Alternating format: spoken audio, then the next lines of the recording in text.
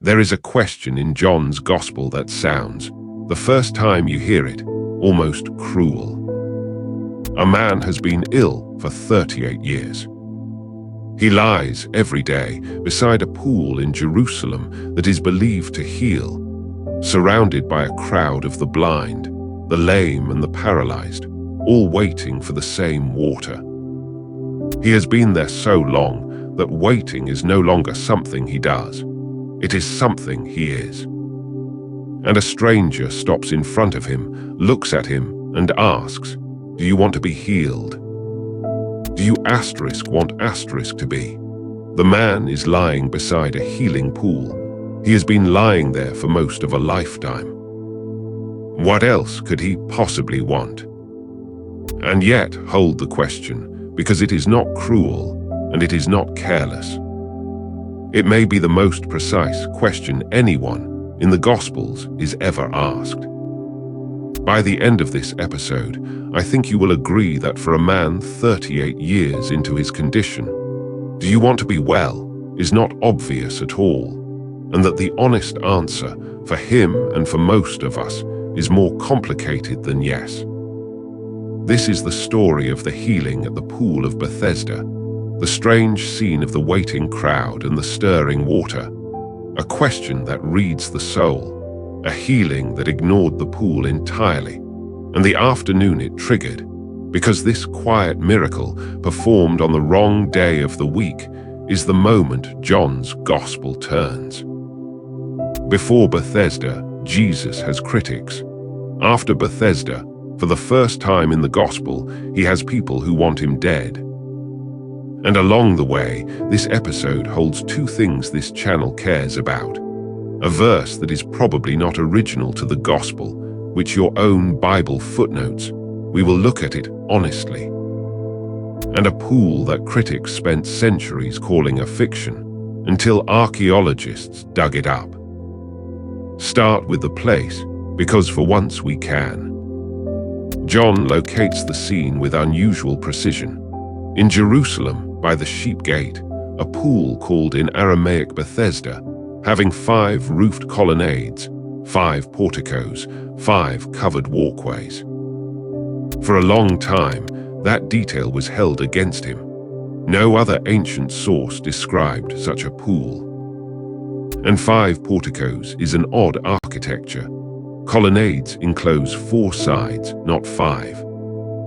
19th and early 20th century critics, who dated John late and read it as theology dressed as history, treated the 5 porticoes as symbolism.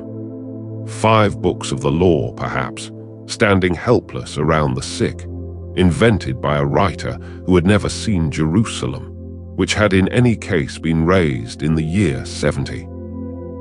Then, in the course of excavations near the church of St. Anne, in the old city's northeast corner, exactly where the sheep gate stood, archaeologists uncovered it.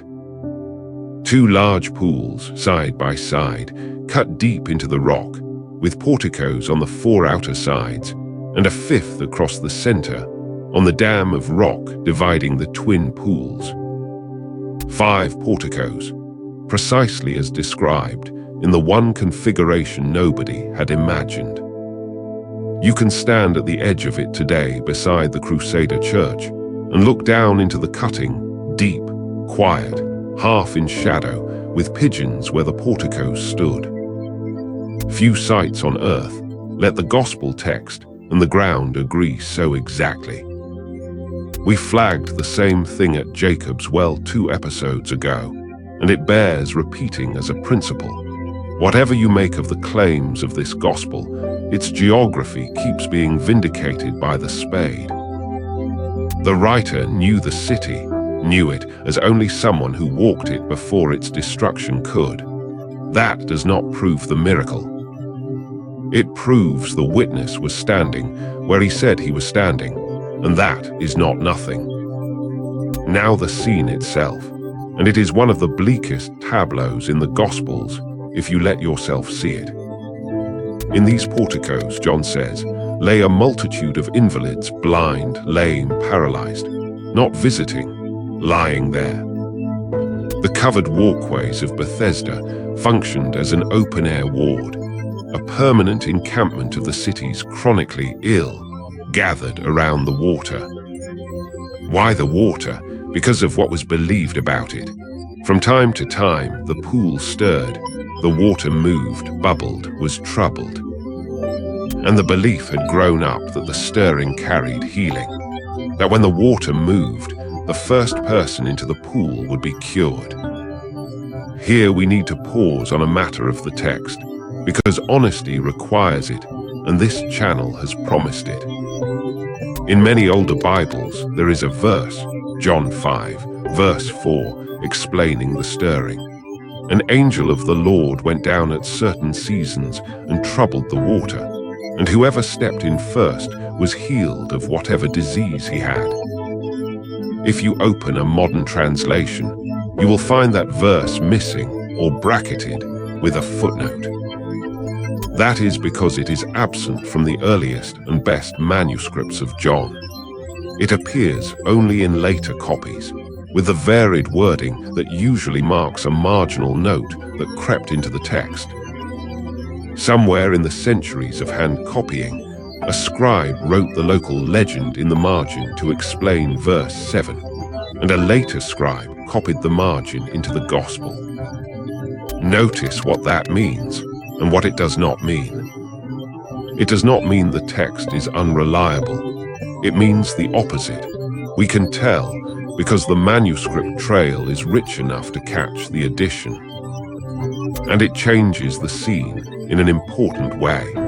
The gospel itself never says an angel stirred the water. It says the sick believed the stirring healed, reporting the belief without endorsing it. The angel is a later reader's explanation. The original text gives us only this: a crowd of desperate people and a pool that sometimes moved, and a folk conviction that being first mattered.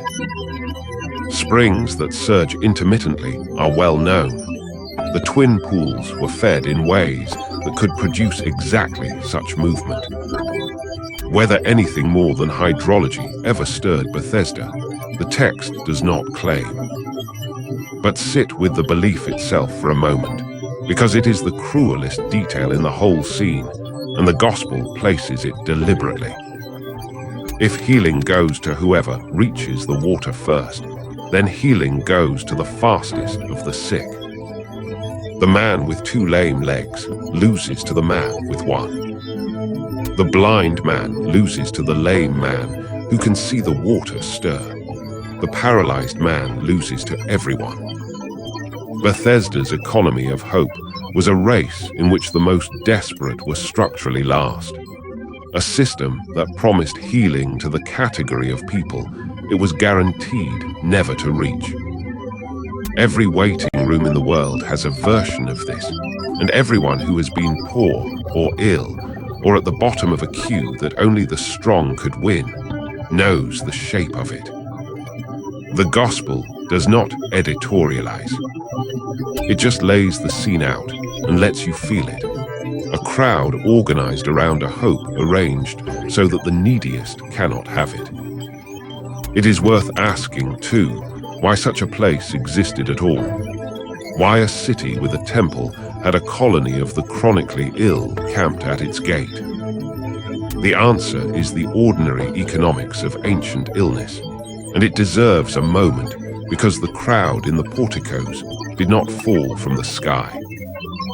There were no hospitals in the modern sense. The sick who had families were nursed at home, which means the people at Bethesda were, largely, the ones who had no one, the unmarried, the outlived, the abandoned, those whose illnesses had exhausted their household's patience or means. Chronic incapacity meant no work. No work meant begging, and begging worked best where pity gathered, which is why the healing pool and the beggar's colony were the same place. The pool drew hope, hope drew crowds, crowds drew alms. A man could survive there for decades, precisely there, and almost nowhere else. Bethesda was not just where the sick waited for healing. It was where the city put the people it had no other answer for, and the two functions, shrine and warehouse, had long since fused. Keep that in view when the question comes, because do you want to be healed is also for a resident of such a place. Do you want to leave the only economy that has ever kept you alive? And in that crowd, one man had been waiting 38 years. 38 years. In the first century, that was most of a life expectancy. A man could be born, grow up, marry, raise children, and grow old in the time this man had lain by the water. John does not name his illness. The story implies he could not walk unaided or barely. He would have been carried there year after year or dragged himself. He begged, presumably, as the incapacitated did. The porticoes were his address. Some scholars hear an echo in the number. 38 years is precisely how long Deuteronomy says Israel wandered between Kadesh and the crossing of the brook Zerd, the years of going in circles between failure and promise. John is capable of such echoes, and a man stalled for 38 years beside water he cannot reach makes a bitter image of a people stalled short of their inheritance. It may be intended, it may be coincidence of fact. We flag it as a suggestion and move on because the plain reading is heavy enough. Jesus, John says, saw him lying there and knew that he had been there a long time. 3 verbs, and each one carries weight. Saw in a crowd whose whole condition was to be unseen, part of the city's furniture, looked past daily by everyone with somewhere to be.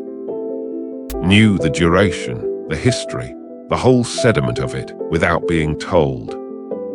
And then, before any of it came, because none of the seeing and knowing happens unless someone first walks into the porticoes, where the respectable did not linger, on a festival day when the city offered 100 better places to be.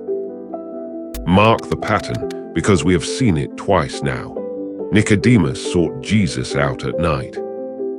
But at the well, and now at the pool, the movement runs the other way. Jesus arrives, unasked, at the exact person the systems of the day had filed under hopeless. The woman came to draw water and found him sitting on the well.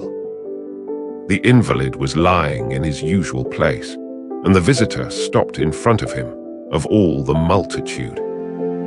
In this gospel, the meetings that matter are the ones he initiates, and he keeps initiating them with the people at the back of every queue. And then the question, do you want to be healed? Now let us take that question seriously, as he clearly meant it. 38 years is long enough for a condition to stop being something you have and become something you are. The man's entire life had been organized around his illness, his place in the porticoes, his means of living, his daily routine, his community of fellow waiters, his explanation of himself to himself. However terrible, it was a world and it was his, and healing would end it. A healed man must work. A healed man loses his place, his claim on compassion, the whole settled architecture of a life built carefully over decades around not being able. Anyone who has lived with anything long-term knows this territory and knows it is not shameful. The strange grief at the edge of recovery, the way an identity can form around a wound until losing the wound feels like losing oneself. Hope itself becomes dangerous after enough disappointments. To want, after 38 years, is to risk the one thing worse than paralysis, which is to hope and be refused again. So the question is not cruel, it is surgical. He is not asking for information. He is asking the man to locate his own will, to find out whether, under 4 decades of sediment, the wanting is still alive. Because what is about to be offered is not a small adjustment. It is the demolition of everything the man's life has settled into, and the gospel's respect for human freedom runs deep enough to ask first. And listen, really listen, to the answer, because it is one of the most human sentences in Scripture. He does not say yes. He says, "Sir, I have no one to put me into the pool when the water is stirred, and while I am going, another steps down before me." Asked whether he wants to be well, he explains why he cannot be. It is not an answer. It is an account of stuckness, polished, you can hear, by decades of repetition. It has a system in it, the pool, the stirring, the race. It has a grievance in it. Another steps down before me every time for 38 years. And at its center, it has the loneliest clause in the Gospels. I have no one. No one to help. No one in 38 years. In a city of tens of thousands, at a pool crowded with people, in the shadow of the temple of the God of Israel, I have no one. Whatever else Bethesda was, it was a place where a man could lie for 4 decades in a crowd and belong to nobody. Notice, too, what his answer assumes, that the pool is the only mechanism. Healing means water, water means the race means help he does not have. His hope and his hopelessness have the same architecture. He cannot imagine the question means anything outside the system that has failed him, which is what long systems do to the people inside them. Ask a person trapped in any machinery for long enough whether they want out, and they will answer with a description of the machinery. And then the answer comes from entirely outside it. Jesus says, "Get up, take up your bed and walk." No pool, no water, no stirring, no race, no queue, no helper to carry him down the steps. The entire apparatus the man had waited on for 38 years, the apparatus he had just explained, the only mechanism of hope he knew, is simply bypassed, as if it were not there. The healing does not come through the system. It walks up to the man the system had guaranteed to miss and speaks. And at once, John says, the man was healed, and he took up his bed and walked.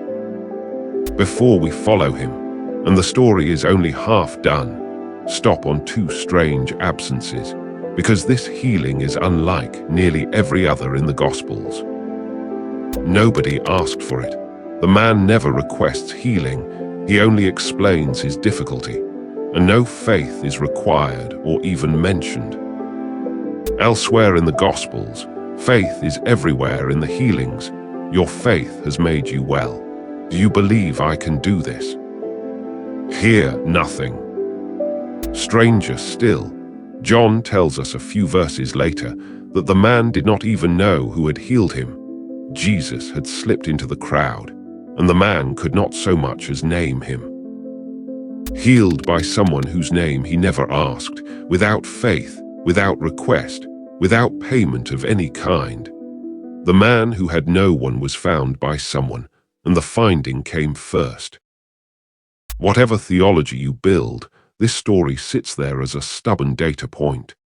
Here, at least, grace ran ahead of faith, ahead of understanding, ahead even of desire, because the man never did say yes. The gift outran the asking. That would be a lovely place to end. The gospel does not end there, and the second half is the reason the chapter exists. Now John says, dropping it like a stone, that day was the Sabbath. The healed man walks into the city carrying his mat, on legs 38 years unused, and is intercepted. The authorities see him. And what they say to him, the first recorded words of official Jerusalem to a man raised off a mat after 4 decades, is this: "It is the Sabbath. It is not lawful for you to carry your bed." Read it twice. A man everyone in that quarter must have known, the fixture of Bethesda, the permanent man of the porticoes, is standing, walking, carrying the bed he lay on since before some of his questioners were born. And the thing they notice is the bed. The miracle is invisible.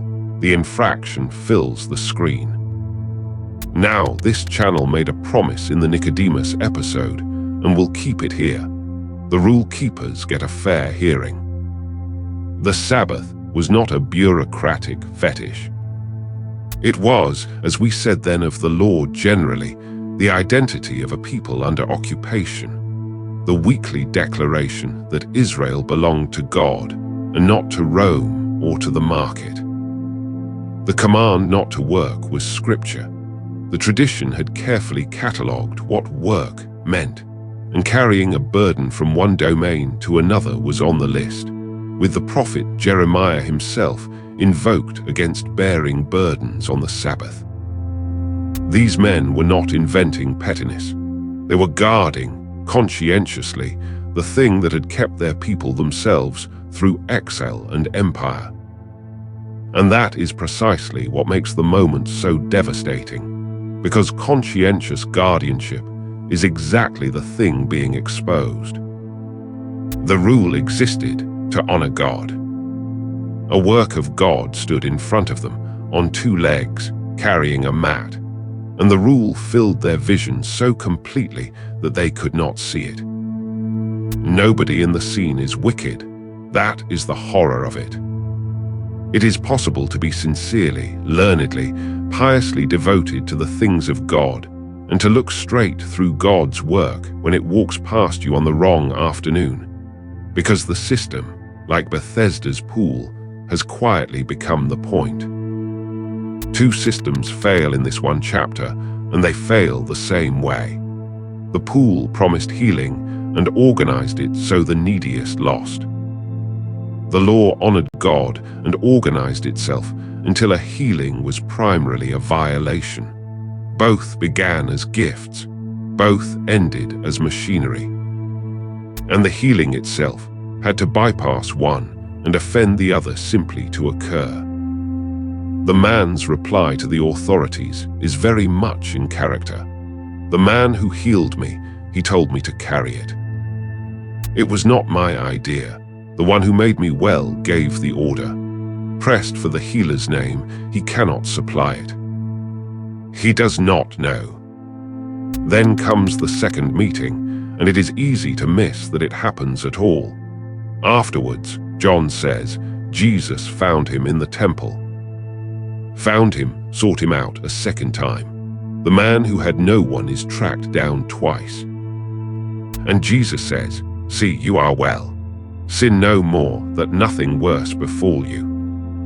We will not pretend this sentence is easy, and we will not pretend it is not there. Does it mean his illness had been caused by his sin? This channel deals in what the text says, so put the two texts side by side. Here, the warning at least connects his conduct and his welfare. Yet 4 chapters later, in John 9, the disciples ask of a man born blind, who sinned, this man or his parents? And Jesus answers flatly, neither. The gospel that records this warning also records the categorical refusal to make illness a ledger of guilt. However, the warning is read, and readers have argued for centuries whether it concerns his body, his soul, or something particular to this man that we are not told. The general equation, suffering means sin, is one this same gospel explicitly forbids. We give you both verses and decline to resolve what John left in tension. He was, as we have seen for 3 episodes now, comfortable leaving the reader with work to do. Then comes the detail that generations of readers have puzzled over. The man went away and told the authorities that it was Jesus who had healed him. Is that betrayal? He now knows the name. He knows the authorities are asking. He goes to them and supplies it, And John's very next line is that this is why they persecuted Jesus. Or is it innocence, a simple man, questioned by power, reporting what he knew, perhaps still thinking he was clearing his own name over the mat? The text does not say. Set him beside the Samaritan woman, and the contrast does the work. She ran to tell her town, "Come and see," telling as invitation. He walks to the authorities, telling as deposition. Same act, opposite direction. And perhaps that is the honest note. The gospel heals him anyway, and never requires him to have become admirable. Grace, in this chapter, is not a reward for being a good character. He is, of all the people healed in the Gospels, the most ordinary, confused, passive, a little self-protective, and healed and sought out twice, all the same. There is room in that for most of us. What follows is the hinge of the gospel. Challenged for working on the Sabbath, Jesus answers with a sentence that is either the most natural thing in the world or the most explosive claim ever uttered in that city. My Father is working until now, and I am working. The logic was not lost on a single hearer. God, the rabbis agreed, does not stop on the Sabbath. Providence runs. Children are born, rain falls. The Sabbath rest belongs to creatures, not the Creator. To say, my Father works, and I work, is to claim the Creator's exemption, to place one's own activity in the category of God's. John spells out the reaction. This is why they sought all the more to kill him. He was not only breaking the Sabbath, but calling God his own Father, making himself equal with God. Pause on the enormity of the claim from where they stood, because their reaction was not hysteria. Israel's entire distinctiveness, the thing the Sabbath itself guarded, was that God is one, without partner, rival or peer. The confession recited daily by every faithful Jew begins exactly there.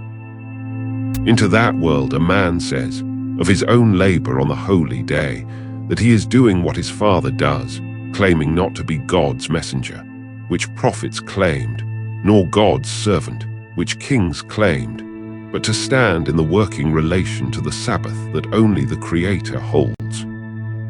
Grant their premises, and their fury is not merely explicable, it is required. Blasphemy was a capital matter precisely because the oneness of God was the nation's foundation stone. The only way the sentence is not blasphemy is if it is true, and that is the razor's edge the rest of the gospel walks, because John will not let the reader retreat to the comfortable middle where Jesus is a fine teacher who claimed nothing much. The authorities understood him perfectly. That was the problem. There it is in the open for the first time. The temple episode made him enemies. The well made him believers in Samaria. But Bethesda names the charge that will run all the way to the end. From this chapter forward, John's gospel is a trial in slow motion, and the count on the indictment is fixed, equal with God. Everything after this, the debates, the signs, the raising of Lazarus, the arrest, happens under that shadow. And it began with a man on a mat and a question about wanting. Before the discourse, widen the lens for a moment, because John has now shown us 3 encounters in 3 chapters, and the trilogy is clearly deliberate. A study in how the same offer meets 3 completely different lives. Nicodemus, the insider at the top, who came by night with his learning and could not find his way past it, and needed 3 years. The Samaritan woman, the outsider at the margin, met at noon, who sparred and questioned, and then ran to tell a town before the afternoon was out. And now the man at Bethesda, neither seeker nor sparring partner, a man so worn down that he no longer sought anything at all, who did not come to Jesus by night or meet him at a well, because he was past coming and past meeting. He had to be found. 3 postures before the same figure: the one who investigates carefully, the one who engages honestly, and the one who has given up. And the Gospel's quiet scandal is that the offer lands in all 3, but notice the gradient of initiative. With Nicodemus, Jesus answers a visit. With the woman, he opens the conversation, but she carries it. With the man at the pool, he does everything: approaches, asks, heals, and later returns to find him again, because this man had nothing left to contribute, not even a yes. The lower a person's capacity to seek, in John's telling, the further the seeking God travels toward them. That is either the most beautiful idea in the Gospel or the most beautiful idea anywhere, and the 3 chapters exist to make it unmistakable. There is also a matter of cost worth making explicit, because it is easy to read past. Jesus knew what day it was. Nothing in the story required the healing to happen on the Sabbath. The man had waited 38 years. He could have waited until sunset, when carrying a mat became lawful and no controversy would have followed. A healer managing his own safety heals on Sunday. The choice of the Sabbath was exactly that, a choice, and John's Jesus makes it in full knowledge of the machinery it would set in motion. The mercy was urgent to him. In a way, the danger was not. Every subsequent cost in this Gospel, up to the last one, is accepted in this chapter for the sake of one unimportant man's ordinary afternoon.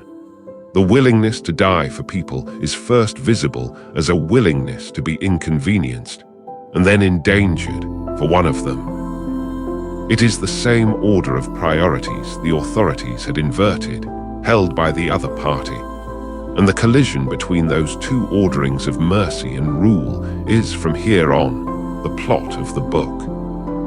The rest of the chapter is a long discourse. The Son does nothing of himself, but what the Father does, the Son does likewise. The hour is coming.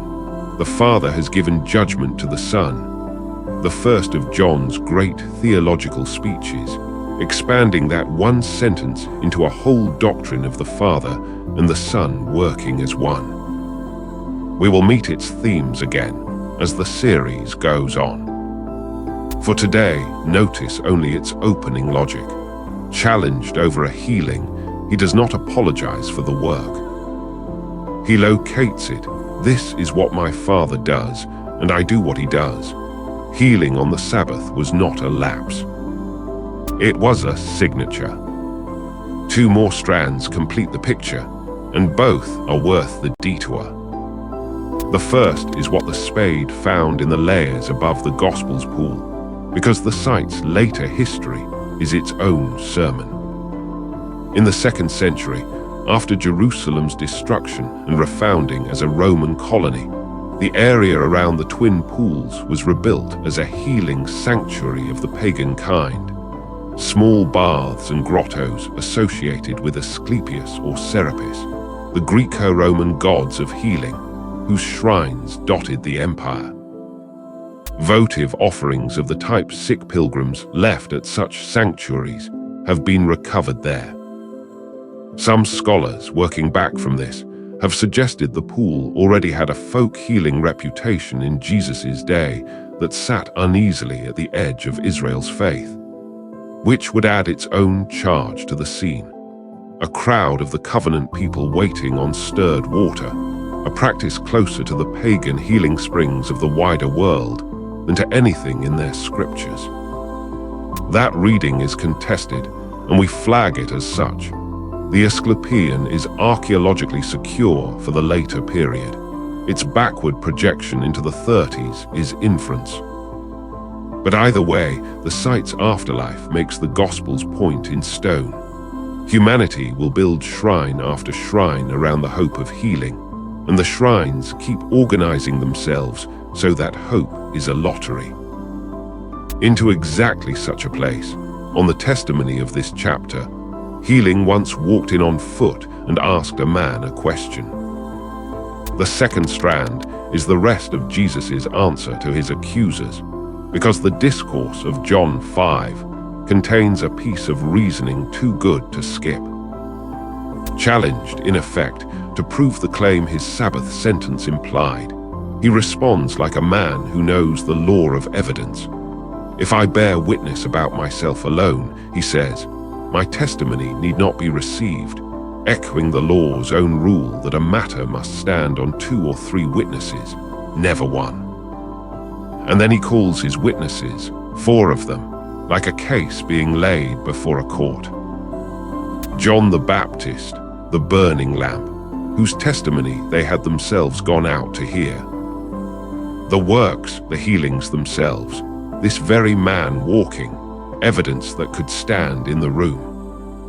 The Father, the voice, and warrant behind the works. And finally, devastatingly, the Scriptures. You search the Scriptures because you think that in them you have eternal life, and it is they that bear witness about me. Yet you refuse to come to me, that you may have life. You search the Scriptures and miss the person they point to, said to the most diligent Bible students of the age. It is the bronze serpent warning from the Nicodemus episode, sharpened to a point. The sacred text itself, the best gift shy of God, can become one more pool to lie beside, studied, guarded, memorized, and never cross to reach the one it describes. The chapter that began with a man waiting 38 years beside the wrong mechanism ends with scholars doing the same thing in a library. John built the chapter as a diptych, and most readers only ever look at the first panel. And one small human note before the lessons, easy to miss. The healed man vanishes. He appears nowhere else in the gospel. Tradition, unusually, did not even preserve a name for him. The woman at the well became Fatini, equal to the apostles, with feast days and legends. The man of Bethesda walked out of the story carrying his mat and was never heard of again. The gospel spends 32 verses on him and does not record that he ever believed. If the well showed us that testimony can convert a town, Bethesda shows the other possibility, and honesty requires both. It is possible to be healed by God, twice sought out by him in person, and simply go home. Grace guarantees the gift. It does not compel the response. The chapter leaves his seat at the story's table empty, and the emptiness is part of the record. So what do we carry away from the pool? 4 things. A word first about the 38 years themselves, because long-term suffering is its own subject, and this chapter is one of Scripture's few extended looks at it. Most healing stories in the Gospels are encounters with crisis. The fever, the sudden blindness, the child at the point of death. Bethesda is different. It is the Gospel's portrait of chronic condition, the illness that has stopped being an event and become a climate. And it gets the details right in ways that anyone who has lived them will recognize. The practiced explanation, worn smooth by repetition. The system knowledge, he can tell you exactly how the pool works, who gets in first, why it will not be him, the expert knowledge of the trapped. The way the horizon contracts until the mechanism of rescue is the only landscape visible. And underneath it all, the quiet departure of expectation, not despair exactly, which still has energy in it, but something flatter, the settled assumption that this is simply what life is. The chapter honors all of this by refusing to hurry it. Jesus does not breeze past the man's history. John says explicitly that he knew he had been there a long time, and the knowing comes before the question. The 38 years are seen. That matters enormously to anyone in year 11 or 23 or 37 of anything. An illness, an addiction, an estrangement, a grief that took up residence. The God of this chapter is not embarrassed by duration. He does not ask why the man is still there, or what he has tried, or whether he has been positive enough. He asks one question about the present tense. Do you want? Because however long the past, the door opens in the present. And it should be said plainly, because this chapter is sometimes mishandled cruelly. The man's 38 years were not a faith problem. He was not waiting because he believed badly. The healing, when it came, asked no faith of him at all. Whatever the relationship between prayer and healing, and this series will not pretend that question is simple or that every Bethesda ends this way. This text at least cannot be used to tell a suffering person that their condition is their fault. The Gospel of John contains exactly one story about a man ill for half a lifetime, and in it, the man is blameless in his waiting, sought without asking, and healed without qualifying. If someone has used this chapter as a stick, they were holding it upside down. Now, the lessons. First, the healing bypassed the system, and the system had become the story the man told instead of an answer. 38 years of hope had been invested in one mechanism: the water, the stirring, the race. Asked about his own will, he could only describe the machinery. Then wholeness arrived from entirely outside it, in a sentence. It is worth asking, gently, what pools we lie beside. The systems, credentials, routines, and someday conditions we have decided our own healing must come through, so thoroughly that we answer every question about wanting with a description of the cue. The pool was real.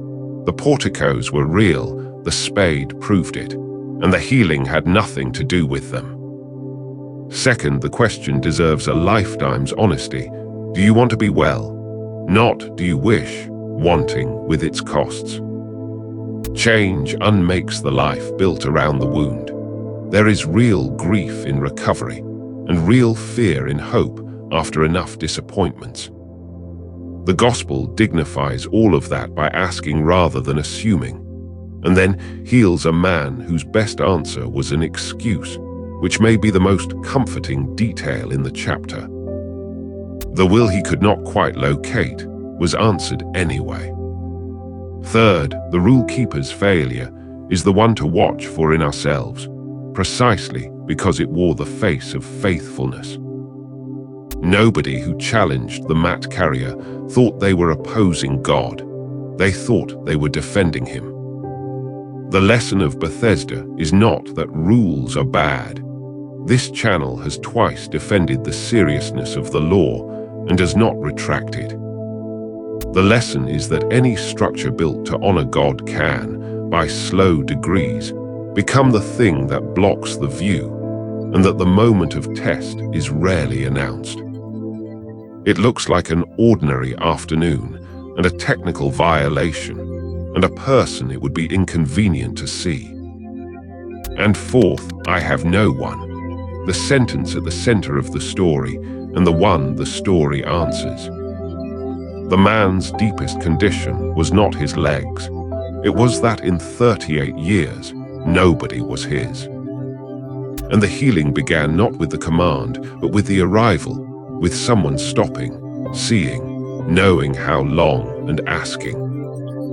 Then finding him again, afterwards, in the temple.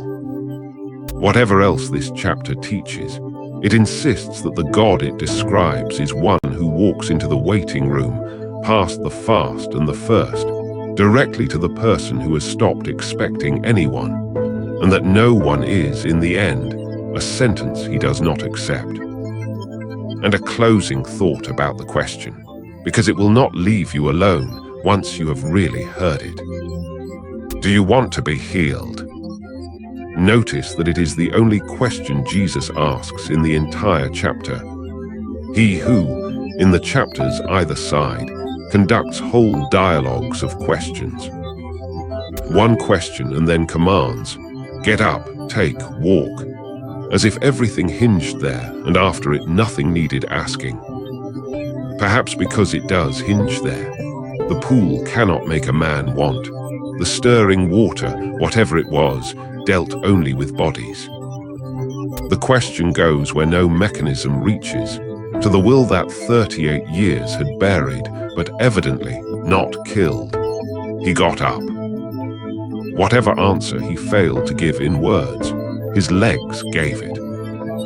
Most of the machinery of our lives, and this chapter has been full of machinery, pools, queues, rules, courts of expert opinion, exists to avoid that question.